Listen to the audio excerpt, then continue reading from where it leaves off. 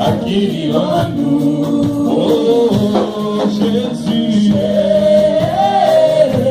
Jésus, tu as les paroles de la vie, Akili en nous, oh Akili en nous, Seigneur, Akili en nous, oh Akili en nous, c'est toi la parole qui délivre. Akili en nous, Oh, Akili en nous, c'est toi la parole qui bénit. Akili en nous, Oh, chantons Jésus. Nous sommes la même à toi ce matin, Yahweh. tu as les paroles de la vie, Akili en nous. Oh, chantons Jésus. Jésus. Tu as les paroles du Seigneur, Akili en nous, Akili en nous, Seigneur.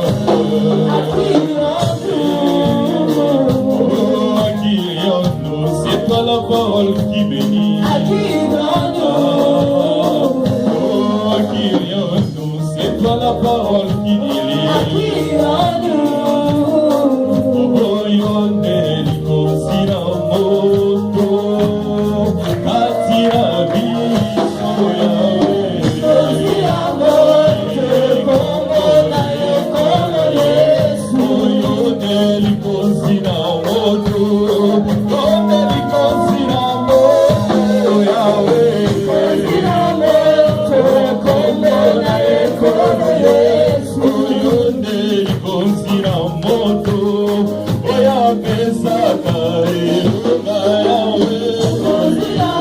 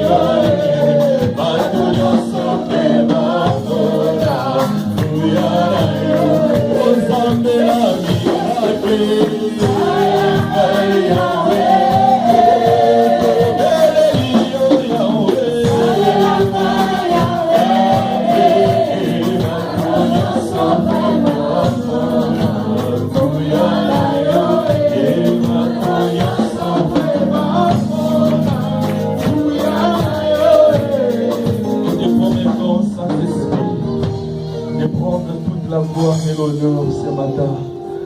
Oui, Seigneur, reçois toute la gloire et l'honneur. C'est toi qui le mérites. Prends tout ce matin au nom de Jésus. Prends tout, Saint-Esprit. Nous soumettons devant ta face, ta volonté. Règne au milieu de nous. Règne au milieu de ton peuple ce matin. Nous affectons l'atmosphère de la salle par l'onction du Saint-Esprit. Que tout cœur incrédule soit brisé. Que tout cœur incrédule soit détruit au nom de Jésus. Que ton onction descende dans les cœurs sous forme d'eau. Pour laver et enlever, Seigneur, tout obstacle. Dispose-nous ce matin. Encore une fois, dispose-nous à t'écouter et à mettre en pratique ta parole. Au nom de Jésus. Au nom de Jésus. Au nom de Jésus. Est-ce que quelqu'un peut acclamer?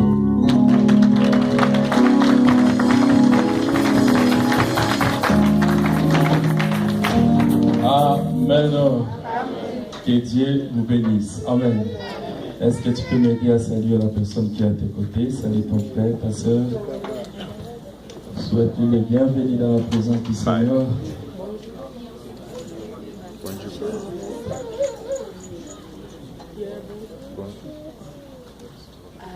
Amen.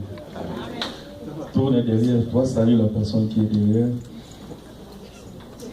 Salue la personne qui est derrière toi. Gauche, droite. Il est merveilleux notre Dieu. Amen. Qui est dans la joie d'être là ce matin. Gloire au Seigneur. Rapidement, nous voulons partager la parole. Depuis le début de cette année, nous partageons un thème merveilleux que le Saint-Esprit nous avait donné par son serviteur, le pasteur Avance. Le thème est intitulé « Prépare-toi à la rencontre de ton Dieu ». Amen. Et nous avions dit que cette rencontre va se faire où? Sur la montagne. Amen. Et pendant que je priais pour le message de ce matin, je priais. Le Saint-Esprit m'a orienté quelque part. Le Saint-Esprit m'a donné une pensée. Il m'a dit clairement que j'aimerais que vous puissiez parler sur la préparation, pas par rapport à des choses matérielles, par rapport aux finances, mais à ma rencontre, par rapport au dernier jour, par rapport à l'enlèvement. Vous devez préparer mon peuple par rapport à ces choses. Amen. Amen. C'est très très important. Et voilà pourquoi une pensée m'a été donnée par le Saint-Esprit de parler sur un thème merveilleux qu'on a intitulé « Hors du camp ». Amen. Hors du camp. Nous sommes dans le livre d'Hébreux chapitre 13, du 12 au 13e verset. Hébreux chapitre 13, du 12 au 13e. Et puis, Philippiens chapitre 2, 5, 10. Je croyais que Papa Michel était devant, mais curieusement, il se retrouve là au fond. Je voulais vraiment travailler avec lui parce qu'on a quelques versets à lire. Il s'est caché, je ne sais pas parce que maman n'est pas là, il est un peu triste, il est allé se cacher. Hébreux chapitre 13, c'était juste pour nous. Amen. Hébreux chapitre 13, verset 12 à 13. Amen. La parole de Dieu déclare ceci. C'est pour cela que Jésus aussi, afin de sanctifier le peuple par son propre sang, a souffert hors de la porte. Sortons donc pour aller à lui hors du camp, en portant son offre. Car nous n'avons point ici-bas des cités permanentes, mais nous cherchons celle qui est à venir. Amen. Philippiens chapitre 2, 5, 10. Philippiens chapitre 2, verset Oui. Nous disons au nom de Jésus. Amen. Rendez ma joie parfaite, ayant un même sentiment, un même amour, une même âme, une même pensée. Ne faites rien par esprit de parti ou par vaine gloire, mais que l'humilité vous fasse regarder les autres comme étant au-dessus de vous-même. Que chacun de vous, au lieu de considérer ses propres intérêts, considère aussi ceux des autres. Ayez en vous les sentiments qui étaient en Jésus-Christ, existant en forme de Dieu. Il n'a point regardé son égalité avec Dieu comme une proie à arracher, mais il s'est dépouillé lui-même en prenant une forme de serviteur, en devenant semblable aux hommes, et il apparut comme un vrai homme. Il s'est humilié lui-même, se rendant obéissant jusqu'à la mort, même à la mort de la croix. C'est pourquoi aussi Dieu l'a souverainement élevé et lui a donné le nom qui est au-dessus de tout nom, afin qu'au nom de Jésus, tous genoux fléchissent dans les cieux, sur la terre et sous la terre. Amen. Est-ce qu'on peut acclamer pour cette merveilleuse parole? Amen. Bien-aimés, comme je vous ai dit, que nous tendons vers la fin, c'est une réalité. C'est vrai que beaucoup peuvent me poser la question, pasteur, depuis que Jésus était parti, il nous avait dit qu'il reviendra jusqu'à aujourd'hui. Il revient bientôt. Mais j'aimerais dire à quelqu'un que nous tendons réellement vers la fin. Et Dieu veut qu'on se prépare. Je ne sais pas si vous avez remarqué, mais moi je l'ai remarqué. À chaque fois que j'entre dans les réseaux sociaux, il ne manque pas de voir un message de quelqu'un parlant de la fin du temps. Amen. J'ai vu Dieu, j'ai vu les anges, j'ai entendu ceci. Croyez-vous que tout cela sont de blagues? Mais moi je ne prends pas ça comme blague, je ne prends pas ça comme mensonge, mais je reçois le message de Dieu. Amen. Et quand je priais personnellement le Saint-Esprit, c'est pas mes rares rêves de faire un rêve sur la fin des temps. Et j'étais surpris et je me suis dit réellement nous tendons vers la fin. Et le diable sait. Parce que lorsqu'il a été précipité sur la terre, voilà ce que la Bible dit, que malheur à la terre, car le diable est descendu animé d'une grande colère, sachant qu'il a peu de temps. Et le diable a été descendu avec une mission précise. L'enfer a été créé pour lui, mais il ne veut pas aller seul. Il veut entraîner un groupe de gens. Et il travaille jour et nuit pour peupler l'enfer. Et même quand il distrait les autres, lui, il n'est pas distrait. Il vous distrait, mais lui, il travaille. C'est comme ça qu'il fonctionne. Et pendant ces temps de la fin, voilà les stratégies qu'il a mis en place. Première stratégie très puissante et efficace que le diable a mis sur place, c'est de déconnecter les gens avec... parce que, je voulais dire, parce qu'il contrôle beaucoup de vies, parce qu'il envoûte, il a lié beaucoup de personnes. Et la meilleure stratégie, c'est de couper ces gens-là avec les gens qui peuvent leur venir en aide. Amen. C'est-à-dire couper la relation de ces victimes avec les hommes de Dieu qui peuvent leur aider, leur faire sortir de cet esclavage. Et beaucoup de gens sont enclavés, beaucoup de gens sont envoûtés, liés, mais dans leur cœur, le diable a placé la haine des serviteurs de Dieu, sans rien, sans raison. Dans leur cœur, le diable a planté cette résistance face à la parole de Dieu que les hommes de Dieu apportent. Certaines viennent même à l'église, ils écoutent la parole, mais ça ne lui dit rien. Même si le pasteur dit faisons ceci, faisons cela, gênons, ça ne lui dit absolument rien. C'est une arme très efficace que le diable utilise pendant ces derniers temps pour continuer à contrôler ses victimes. Je parlais une fois avec une soeur, je crois il y a 2-3 semaines passées. La soeur m'a dit, je pars à l'église, mais je ne prends pas tout ce que mon pasteur me dit, ou tout ce que le pasteur prêche. J'ai dit, ok, dis-moi pourquoi. Le Saint-Esprit te convainc, le Saint-Esprit te dit que ce que ton pasteur te dit, c'est le maçon, c'est le... Non, parce que c'est un homme en fait, c'est un homme. Je ne peux pas accepter tout ce qu'il dit. Et pendant que je parlais avec lui, le Saint-Esprit m'a fait comprendre la chose que je viens de partager maintenant.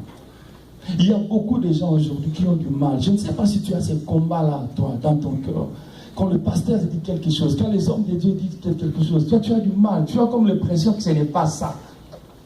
Et si tu as ce combat, j'aimerais que tu te lèves dans la prière et tu brises cela. Parce que c'est parmi les armes que l'ennemi utilise pendant ce temps pour contrôler beaucoup de vies. Parce qu'il sait, si tu es en contact avec un homme de Dieu, si un homme de Dieu te suit dans la prière et tout, tu sortiras de cet esclavage. Et il ne veut pas te perdre. Voilà pourquoi il met ces barrières. C'est une arme efficace que le Saint-Esprit voulait que je puisse partager avec vous ce matin. Amen. Si nous rentrons dans ces versets, l'apôtre nous dit ceci. Bon, le livre d'Hébreux, pour ceux qui connaissent, l'auteur n'est pas connu. Mais nous savons que c'est l'un des apôtres qui avait écrit. Alors l'apôtre dit ceci. Dans le verset 13e, sortons donc pour aller à lui, hors du camp, en portant son opprobre. On nous parle de Jésus-Christ. Jésus était venu sur la terre, une mission précise que nous connaissons tous. Et vers la fin de sa mission, Jésus devait passer par le chemin du calvaire. Il devait passer sur la croix, sur la montagne de Golgotha, pour terminer, mettre fin avec toutes choses. C'est-à-dire clouer le diable, écraser sa tête et te donner la victoire. C'est vrai, Golgotha, c'est l'image de la souffrance. C'est vrai, Golgotha, c'est l'image de l'humiliation. Mais Golgotha, c'est aussi l'image de la gloire. Parce que c'est sur Golgotha que Jésus avait prouvé à tout le monde qu'il était réellement le Fils de Dieu. La Bible dit même certains soldats, lorsqu'ils ont regardé Jésus, ils se sont dit, mais certainement cet homme était le Fils de Dieu. C'était sur Golgotha. C'était sur Golgotha que certains ont dit non. Il y a eu tremblement de terre lorsqu'il a rendu l'âme. Et les gens se sont dit non. Celui-ci, c'était réellement un homme de Dieu. Mais pendant sa vie, pendant que Jésus prêchait, il guérissait les malades à gauche et à droite. Certains s'opposaient, refusaient, ne s'approchaient même pas, n'écoutaient pas son message, ça leur disait rien. Mais sur Golgotha, un lieu de souffrance, mais un lieu où Dieu aussi a élevé Jésus-Christ. Comme nous venons de lire dans le livre des Philippiens. Dieu l'a élevé. Son nom a été complètement élevé. Et voilà maintenant ce que l'auteur d'Hébreux nous dit. Que nous aussi, si nous voulons cette gloire dans nos vies, nous devons sortir comme Jésus. Hors du camp. Golgotha, c'est une ville pour ceux qui ont été à Jérusalem comme pasteur. Je prie pour que prochainement je voyage aussi avec le pasteur visiter Jérusalem. Amen. Dieu pourvoira. Connaissent que Golgotha est en dehors de la ville. C'est une montagne qui n'est pas dans la ville, mais en dehors de la ville. Ouais, pasteur. Et Jésus a été crucifié là, en dehors de... Il est sorti de la ville. On l'a amené jusqu'à Golgotha. Et l'auteur d'Hébreux nous dit ceci. Généralement, nous aimons voir la gloire. Mais nous oublions que nous devons sortir, passer par ces chemins où la Bible appelle les chemins du calvaire. Jésus est sorti, Jésus est passé par ces chemins-là. On l'a crucifié en dehors, à l'extérieur, à l'écart, loin de la ville. Il a laissé toutes choses. C'était sur la montagne. Et Hébreux dit ceci, que si tu veux la gloire, si tu veux la visitation divine, ou si tu veux rencontrer Jésus, tu dois le suivre là. Tu dois aussi prendre la décision de sortir de la ville, de sortir du camp, aller à l'écart, à l'extérieur, loin de la ville, loin du camp, loin de tout le monde. Loin de certains comportements, certaines attitudes, pour rencontrer Jésus. Nous avons besoin de Jésus. Nous voulons rencontrer Dieu. Nous voulons que Dieu nous parle. Nous voulons grandir, faire grandir notre relation, notre intimité avec Dieu. Nous devons sortir. C'est une décision. ce n'est pas facile. Sortir, ce n'est pas facile. C'est un chemin apparemment très difficile, mais qui cache des merveilles, qui cache de bonnes choses. C'est une décision à prendre.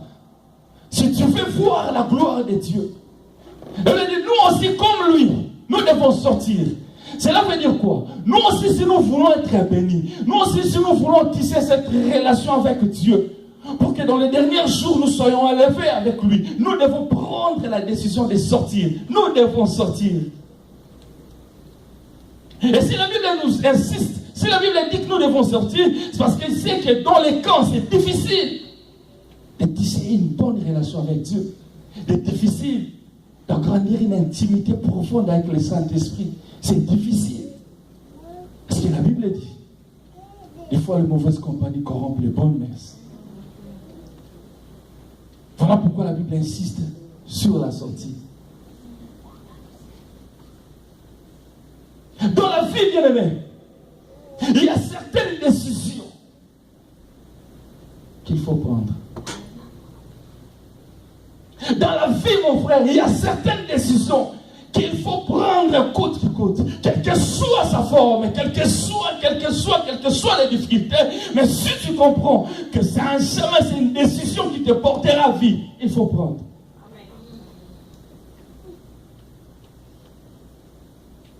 Aujourd'hui, le nom de Jésus est élevé au-dessus de tout nom. Si nous voulons les rencontrer, c'est hors du camp. Je me rappelle d'une femme dans la Bible qui avait pris une décision très très très forte, mais qui était très bénéfique pour elle, aussi pour tout le peuple d'Israël. Une femme qu'on parle pas trop d'elle, c'est la maman de Moïse. C'était très difficile. Comment une maman peut prendre la décision de cacher un bébé? Cacher un bébé. C'est mieux peut-être de laisser Pharaon tuer le bébé, mais s'ils remarquent que nous avons caché les bébés, ils peuvent tuer et les bébés et nous les parents. Cacher un bébé, tu peux bien le cacher, mais le bébé peut pleurer. Mais elle a pris cette décision, elle a dit, je veux le faire. Quelles que soient les conséquences, je cacherai ce bébé. Est-ce que quelqu'un ce matin est capable de prendre une décision de sortir? Une décision qui peut tout changer dans sa vie. Une décision qui peut l'amener près de Dieu. Une décision qui peut le faire ami de Dieu. Une décision qui peut lui faire réellement serviteur, enfant de Dieu. La décision de sortir. Vous savez, pour sortir, certains ont peur. Parce qu'il est tellement habitué avec ses comportements, cette attitude, ces milieux. Il a comme l'impression que si je laisse ces milieux, je mourrai. Je sais que c'est mauvais, mais laissez ça. Je sais que cet endroit-là n'est pas bon. Mais refusez cet endroit. Je sais que ces amis-là ne sont pas vraiment bons. Mais séparez d'eux. Ah non, Seigneur, aide-moi seulement. Toi-même, fais ce que tu veux. Dieu nous parle. Il y a un théologien qui a dit quelque chose de très important. Il a dit, lorsqu'un bébé naît, il pousse un cri. Et ce cri-là a deux significations, a deux sens, négatif et positif. Négatif, c'est-à-dire le bébé pleure parce que vous voulez lui séparer de sa zone de confort. Moi, je suis déjà habitué ici, je me sens bien, je mange très bien. Mais pourquoi vous voulez me faire sortir d'ici? Vous voulez m'amener où? Je suis bien dans le ventre de ma maman. Sans savoir que ce qu'on cherche à faire, c'est pour son bien. Mais lui, il croit que vous le dérangez. Il est bien dans le ventre de sa maman, c'est sa zone de sécurité. Il est bien là. Moi, je mange ici. Mais vous voulez me faire sortir pour aller où? Mais dans l'autre sens, lorsque le bébé crie, c'est-à-dire, il prend la décision, ok, comme vous avez pris la décision de me faire sortir du ventre de la maman, je vais maintenant affronter cette réalité qui m'attend dehors. C'est vrai, je ne sais pas ce qui m'attend, mais je veux l'affronter. Oh, j'aimerais que quelqu'un qui a peur de sortir de sa zone de sécurité puisse prendre cette décision. Je ne sais pas ce qui m'arrive, ce qui va m'arriver si je me sépare de certaines personnes, de certains milieux. Mais je vais quand même prendre cette décision. Je ne sais pas ce qui m'attend de l'autre côté, mais je vais essayer avec Jésus. Je prends la décision de sortir, de me séparer. Aller hors du camp, afin de rencontrer Jésus, pour voir la gloire de Dieu. Il y a une femme qui m'a beaucoup touché dans la Bible. Cette femme s'appelle Ruth. Ruth a pris une décision que tout le monde ne pouvait pas comprendre. Mais qu'est-ce qui s'est passé, Ruth? Pourquoi tu t'attaches à cette maman-là? Une maman qui a perdu son mari et ses enfants. Nous ne savons même pas si c'est elle, les sorciers. Si c'était à notre temps ici, on n'allait pas penser que Ruth sorcier. Il a mangé les enfants et toute la famille. Et Naomi, pardon. Mais Ruth, pourquoi tu t'attaches à cette femme? Pourquoi? Pour quelle raison? Qu'est-ce qu'elle va encore te donner? Mais elle a pris une décision. Elle avait compris quelque chose que tout le monde n'avait pas compris. C'est lui qui prend la décision. Quelqu'un a dit ceci. Que c'est lui qui connaît son identité. C'est lui qui se connaît. C'est lui qui connaît qui il est.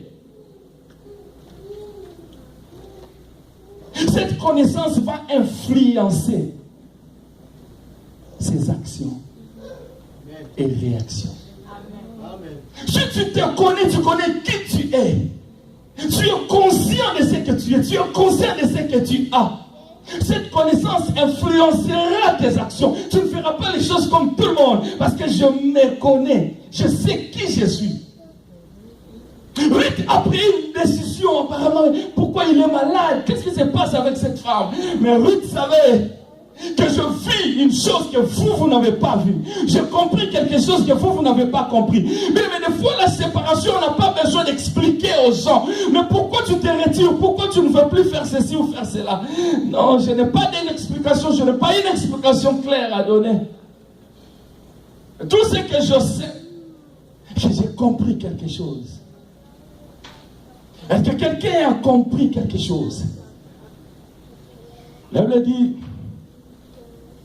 que si vous remarquez que Dieu est bon, approchez-vous de lui. Amen. Amen. Si vous remarquez que Dieu est bon, approchez-vous de lui. Est-ce que ce matin, quelqu'un peut prendre une décision de sortir? Ruth a laissé son pays, Moab, pour suivre Naomi. Les gens les regardaient, ils ont dit, Ruth, tu as perdu la tête, suivre cette femme pour aller où? Même elle-même, Naomi, elle a dit clairement à Ruth, mais tu me suis pour aller où? Qu'est-ce que moi j'ai pour te donner? Mais malgré cela, elle avait une façon de voir les choses que personne ne pouvait voir. Le problème avec toi, avant de poser un acte, tu veux que tout le monde te comprenne avant de faire quelque chose. Or, un homme de la vision ne peut ou ne pas être compris aujourd'hui. Avec le temps, les gens comprendront. Tu dois avoir une vision claire sur ta propre vie. Comme je l'ai dit, si tu te connais, tu sauras poser les actes. Par rapport à ce que je suis, je ne peux pas faire ça. Par rapport à ce que je ne peux pas fréquenter tel milieu, faire telle chose. Amen. La connaissance de ce que tu es. Est-ce que tu es prêt de sortir? Tu as peur de sortir des fois parce que tu ne te connais pas, tu t'ignores. Tu ne sais pas réellement qui tu es. Qu'est-ce que tu as déposé en toi?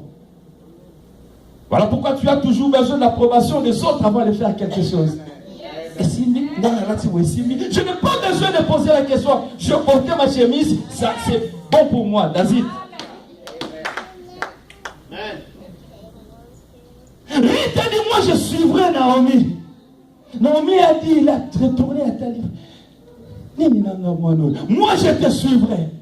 Qu'est-ce que j'ai pour te donner? Même si je me marie, malgré tout cela, je connais ces réalités, Naomi. Mais moi, j'ai compris une chose, que tu as quelque chose que toi-même, des fois, tu t'ignores. Moi, je m'attacherai à toi. Oh, ce matin, je parle à quelqu'un qui connaît qui il est. Ce matin, je parle à quelqu'un qui a la grâce, la chance de Dieu en toi, mais qui comprend que le milieu par lequel il se retrouve n'est pas un bon milieu. Ça ne le permet pas de grandir et qu'il doit prendre la décision de sortir. Malgré la peine, malgré le prix que cela peut donner, je sors. Quand Dieu m'a appelé, je l'ai déjà dit une fois. J'avais des amis qui ne m'aidaient pas à l'époque.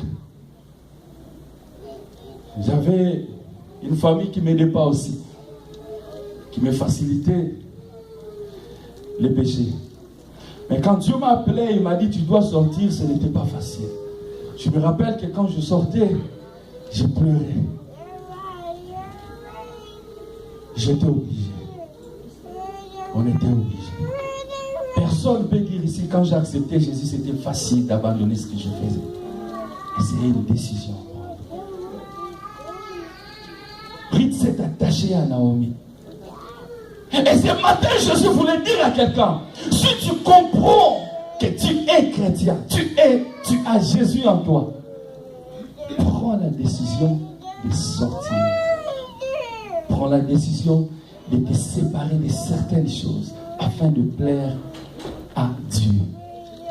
Amen. Amen. Nous allons lire encore 2 versets et puis nous allons aller à la fin de notre message. Nous sommes dans le livre de Matthieu. Papa Michel. Matthieu chapitre 16, verset 24.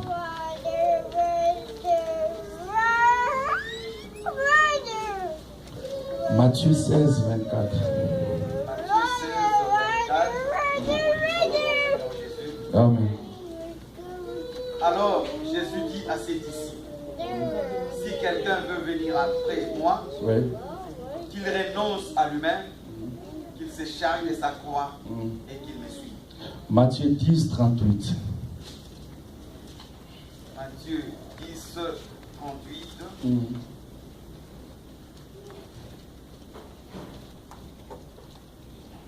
Celui qui ne prend pas sa croix et ne me suit pas n'est pas digne de moi. Amen.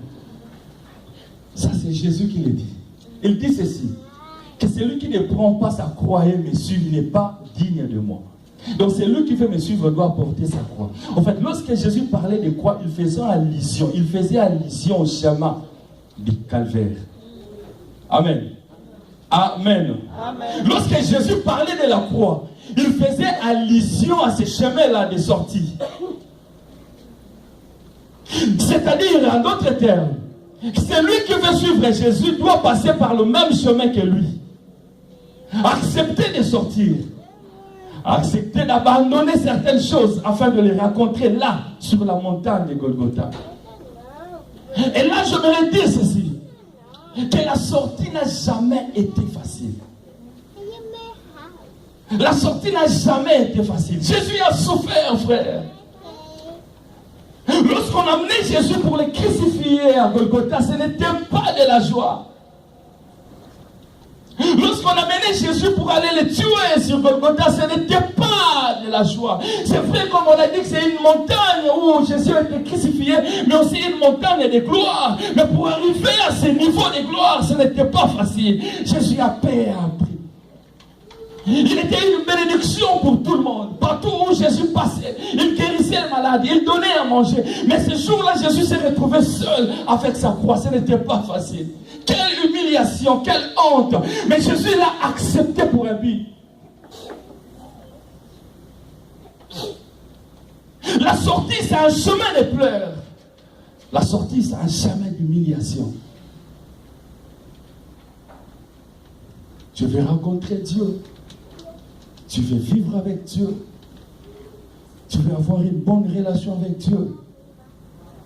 Accepte ces chemins de l'humiliation, de l'opprobre, de pleurs, de graissement des dents.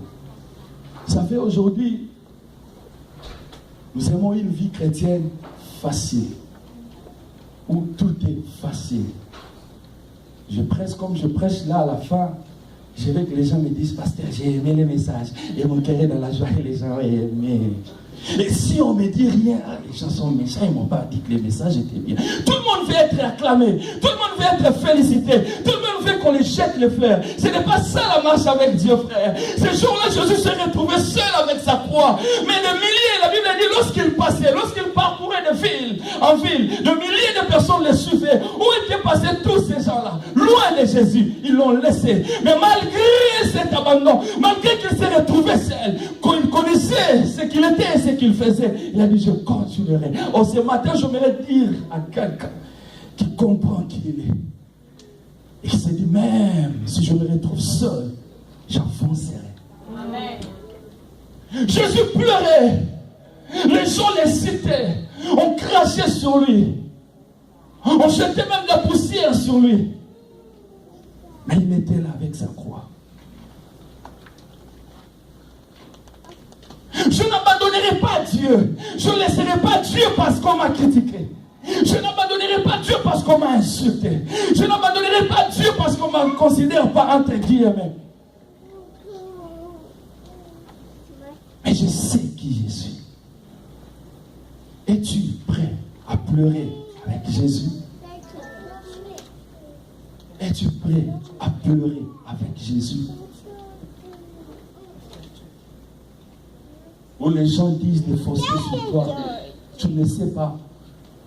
Où les gens te critiquent, parlent de mauvaises choses à cause de toi, tu ne connais rien.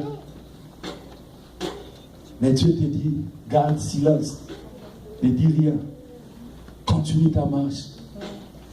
Ou bien toi, des fois, quand ça chauffe, non, ça va nous. Parce que là, on a tenu à expliquer, caca. Qu'est-ce qui se passe avec toi? Amen. Il y a une sœur qui nous a dit ça. Avant d'aller expliquer, elle vient demander la permission à son pasteur. Parce qu'ils ont dit ça. Je vais juste aller le voir. Juste les expliquer que ce qu'ils ont dit là, ce n'est pas ça. Parce qu'on soit des explications. Et c'était pour la première fois d'entendre ce terme, lycée Bosangani. Parce que comment lycée Bosangani? C'est que nous sommes ensemble et les gens oublient, on ne sait pas qui est qui. Et comment on va blague? Je vais les expliquer. Et comment tu marches avec Dieu? Oh, ce que Jésus a fait, c'est ce que toi tu dois faire. Ce jour-là, avec sa croix, il s'est dirigé vers Golgotha. Il ne regardait rien, il ne regardait pas à gauche ou à droite. Seulement son objectif, j'atteindrai le sommet de la montagne. Malgré les insultes, malgré l'humiliation, malgré la honte, malgré ce que les gens disent, peuvent dire sur moi, moi je monterai. Jésus n'a pas déposé sa croix pour regarder Lazare. Lazare, toi tu étais mort, moi j'étais ressuscité, tu me laisses ici. Quelle ingratitude, Lazare? Jésus n'a pas laissé sa croix pour chercher cette femme-là de perdre des sang. Tu es loin là-bas, tu me regardes. Ce jour-là, tu me suivais, non? Je ne sers plus Dieu parce que les gens sont ingrats, les gens ne me reconnaissent pas, je ne sers plus. Non. Mon intimité avec Dieu ne dépend pas des gens. Seul avec Dieu. Ma relation avec Dieu ne dépend pas des gens. Que vous m'insultez, que vous me tournez le dos. Tant que Dieu est avec moi, je continuerai. Oh, ça, c'est ce que tu dois mettre dans tes pensées. Marcher avec Dieu. Et lorsque nous parlons des sorties, cela ne veut pas dire que tu dois abandonner ta famille. Non. Ça, c'est une mauvaise façon de comprendre les choses. C'est Dieu qui a institué la famille et Dieu aime la famille. C'est un Dieu de famille. Avec Jésus, c'était une sortie physique. Mais nous parlons plus de sortie par rapport à nos comportements, attitudes, par rapport à ce que nous faisons. Jésus vient. Et il veut trouver une église propre, une église sainte. Qu'est-ce qui passe par tes pensées? Qu'est-ce qui passe dans ton cœur? C'est ça ce que Dieu veut. La Bible dit, il ne regarde pas l'apparence, mais Dieu va jusqu'au-delà de l'apparence. C'est-à-dire dans nos cœurs. Il entre là, dans nos cœurs. Il regarde comment est-ce que ton cœur fonctionne. Qu'est-ce qu'il y a dans ton cœur? Pendant qu'il est passé pour salir presque, qu'est-ce que toi tu as dans ton cœur?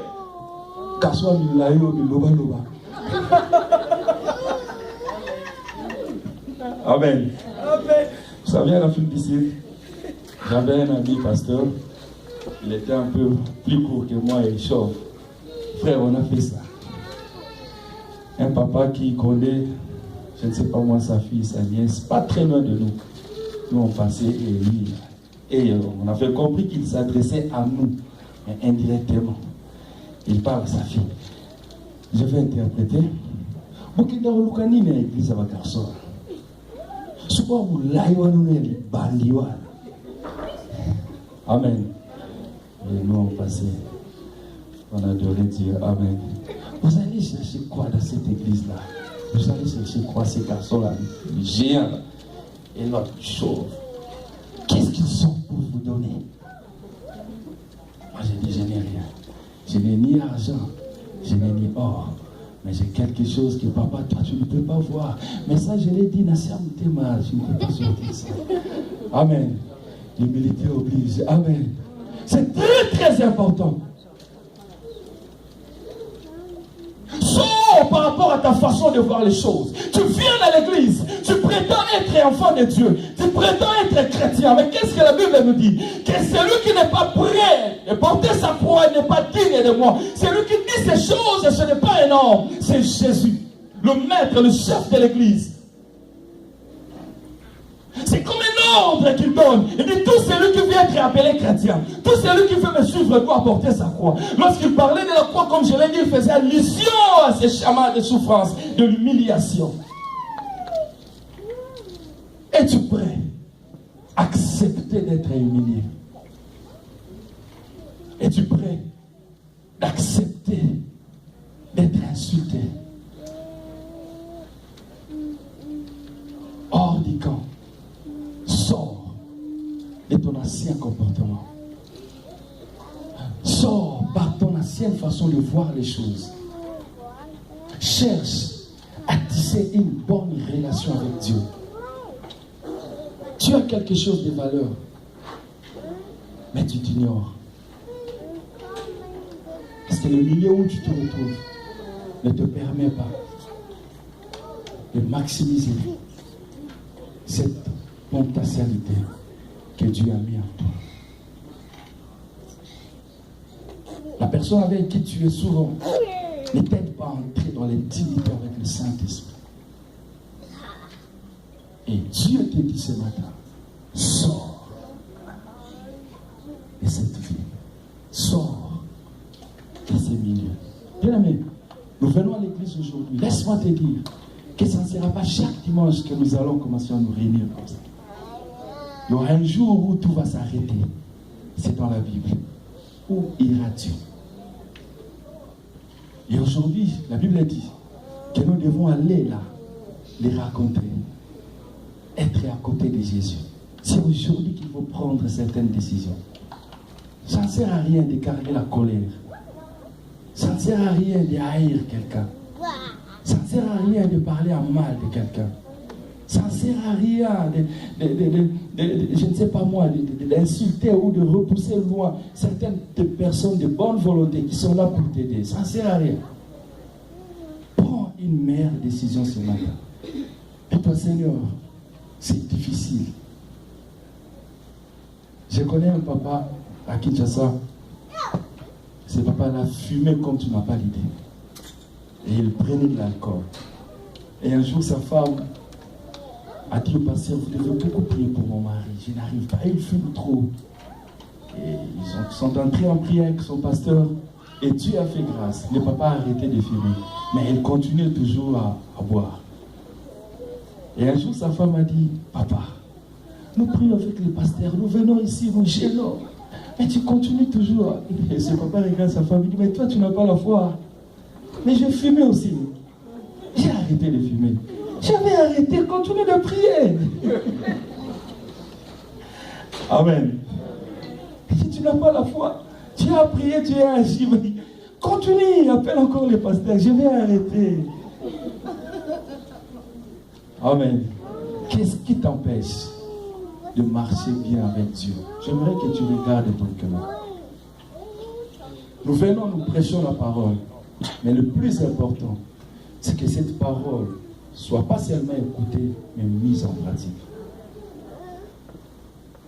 Le plus important, c'est que le jour où Jésus-Christ reviendra, qu'il te prenne par ça.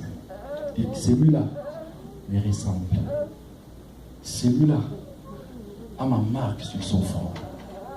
Es-tu chrétien parce que tu viens à l'église? Bien, es-tu chrétien parce que tu mets en pratique ce que Dieu te dit? Des fois, nous venons à l'église, mais nous prenons ce que nous aimons, ce qui nous semble être facile à faire. Mais d'autres choses, nous refusons. On a comme l'impression que cela ne nous concerne pas. Mais laisse-moi te dire que la parole de Dieu peut être dure, mais c'est pour corriger, c'est pour éduquer, c'est pour nous ramener sur le droit chemin. Ce matin, je voudrais parler à quelqu'un qui aime Jésus. Ce matin, je parle à quelqu'un qui comprend que sa vie ne dépend que de Jésus. Ce matin, je parle à quelqu'un qui comprend que je peux tout abandonner, mais je ne perdrai rien. Je vais tisser une relation avec Dieu. Je vais monter sur la montagne, hors du temps, faire les choses que les autres ne font pas, mais juste pour plaire à mon Dieu. Comme je l'ai dit, ce n'est pas facile, c'est une décision dure à prendre. Mais le Saint-Esprit soutient toujours ceux qui prennent cette décision. Comme il a dit dans sa parole que je ne vous abandonnerai point, je ne vous délaisserai pas. Qui est prêt de sortir? Qui est prêt de sortir? Souviens-toi, autrefois tu aimais Dieu. Souviens-toi, autrefois tu servais le Seigneur. Souviens-toi, autrefois tu passais le temps dans la prière. Toi, tu ne passais pas toute une journée sans prier. Rentre et fais l'introspection. Rentre dans ta vie. Tu ne passais pas toute une journée sans prier, sans méditer la parole. C'était ta vie. Mais qu'est-ce qui se passe? Qu'est-ce qui se passe? Comme l'apôtre Paul a dit que vous courez bien. Mais qui vous a ensorcelé? Et il ajoute à la fin pour dire que cette influence, ça ne peut pas venir de Dieu. Fais l'introspection sur ta vie, frère. Le dimanche d'aujourd'hui est différent du dimanche prochain. Qui sait si nous allons arriver le dimanche prochain? Si nous allons arriver, gloire au Seigneur, mais qui sait si nous allons continuer? Prépare-toi à la rencontre de ton Dieu. Lorsque nous venons à l'église, tout le monde est saint, tout le monde est pur, tout le monde est propre. Parce que nous savons que nous nous rendons dans la maison du Seigneur. Mais laisse-moi te dire que nous sommes humains, nous nous limitons à ce que nous voyons. Mais ce n'est pas ce que Dieu considère. Lui, il considère les cœurs. Voilà pourquoi la Bible dit, ces jours-là, beaucoup diront, Seigneur, je priais, je chantais, je prophétisais à ton nom. Et ils diront, je ne vous ai jamais connu. En fait, le problème de Dieu, ce n'est pas prophétiser. Le problème de Dieu, ce n'est pas prêcher comme je le fais. Mais le problème de Dieu, c'est l'intimité, la relation, la place dont je donne à ces dieux. La place que Dieu occupe dans mon cœur. Est-ce que tu as accepté Jésus? Oui. Mais est-ce qu'il est ton Seigneur et Sauveur? Ou bien juste Sauveur? S'il est ton Seigneur, quel est l'honneur, quelle est la place que tu donnes à ce Jésus dans ton cœur? Sors en dehors du camp. Va à l'extérieur, à l'écart. Laisse certaines choses. Ça semble être bien pour toi, ouais. Je ne vais pas entrer en détail pour citer ça. On n'a pas le temps. Mais tu te connais. Est-ce que ce que tu fais là plaît au Seigneur? Vous savez, le film, ce qui se passe. Maintenant, là, quand nous parlons de Jésus, il y a les anges qui prennent cela en image. Ce jour-là, lorsque tu diras que je n'avais pas écouté, ce n'est pas pour te faire peur, mais c'est une réalité. On te balancera peut-être une image. Tu étais dans une église et voilà ce qu'on prêchait. Tu n'as pas raison. Non, je ne dirais pas que c'est là, ce jour-là, tata. Non. Voilà pourquoi nous insistons par la grâce du Seigneur. Abandonne. Sors. Va rencontrer Jésus sur la montagne. C'est difficile, right? C'est très difficile. Mais il y a une gloire cachée. Si le nom de Jésus a été élevé au-dessus de tout nom, aujourd'hui le nom de Jésus est au-dessus. C'est parce qu'il a accepté cette humiliation, cette souffrance. Les gens l'ont critiqué. Ils l'ont insulté, même quand il était crucifié. Mais toi, tu disais que tu es Dieu. Fais des miracles. Il regardait, il ne disait rien. C'était humiliant.